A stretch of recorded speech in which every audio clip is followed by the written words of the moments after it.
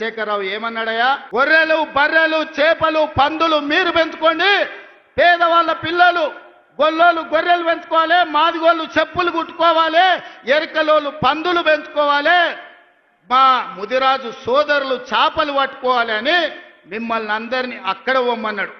ఆయన కొడుకు మాత్రం రాజ్యాలు ఏలుతారంట. ఇదే నా న్యాయం అని నేను అడుగుతున్నా చంద్రశేఖరరావు నీ వేదిక మీద నుంచి.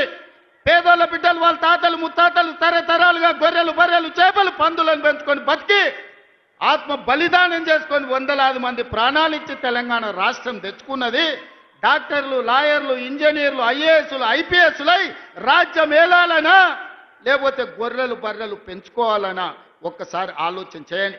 అందుకే మన ప్రభుత్వం ఏర్పడిన వెంబడే పెండింగ్ ఉండి నోటిఫికేషన్లు ఇచ్చి నియామకాలు జరగని ప్రభుత్వ ఉద్యోగ నియామకాలు మొదటి సంవత్సరంలో ఇదే ఎల్బీ స్టేడియం సాక్షిగా 60,000 ప్రభుత్వ ఉద్యోగాలు ఇచ్చిన నేను గర్వంగా చెప్తున్నా.